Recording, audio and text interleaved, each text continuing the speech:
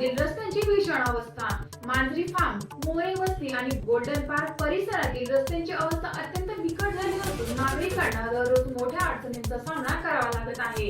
रस्त्यांवर पडलेले मोठमोठे खड्डे, चिखल आणि साचलेले पाणी यामुळे वाहन चालकांसाठी प्रवास धोकादायक बनला आहे। ही समस्या सजग नागरिक गणेश जगताप यांनी प्रशासनाच्या निदर्शनास आणून दिली आहे। स्थानिक नागरिकांनी रस्त्याच्या दुरावस्थेबाबत तीव्र नाराजी व्यक्त करत तातडीने उपाययोजना करण्याची मागणी केली आहे।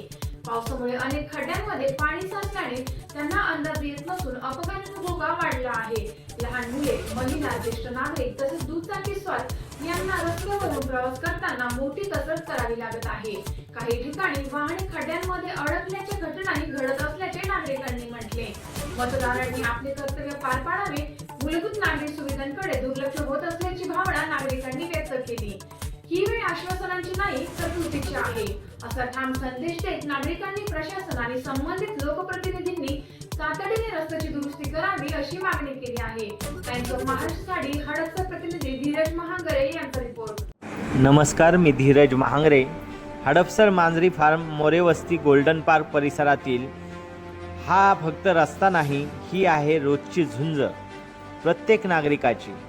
खड्डे इतके खोल की रस्ता दिसत नाही आणि पाणी इतकं साचलेलं की धोका ओळखता येत नाही। लहान मुलं शाळेत जाताना, ज्येष्ठ नागरिक बाहेर पडताना, प्रत्येक पाऊल टाकताना विचार करावा लागतोय, हा विकास आहे का दुर्लक्ष? मतदार राजाने मतदान केलं, विश्वास ठेवला, पण आज तोच मतदार राजा शांतपणे विचारतोय, आमच्या अडचणी सोडवणं तुमचं कर्तव्य नाही का? हा आवाज तक्रारीचा नाही, हा आवाज आहे जबाबदारीची आठवण करून देणारा। प्रशासन आणि लोकप्रतिनिधींनो, ही फक्त रस्त्याची समस्या नाही, ही आहे नागरिकांच्या सुरक्षेची बाब। आज जर लक्ष दिलं तर उद्या अपघात टाळता येतील।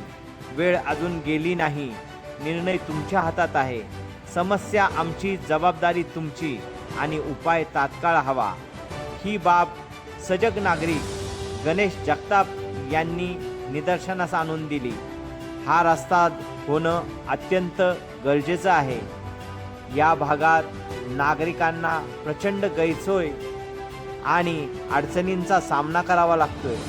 त्यामुळं प्रशासनाने आणि लोकप्रतिनिधींनी याकडे लक्ष द्यावे ही विनंती।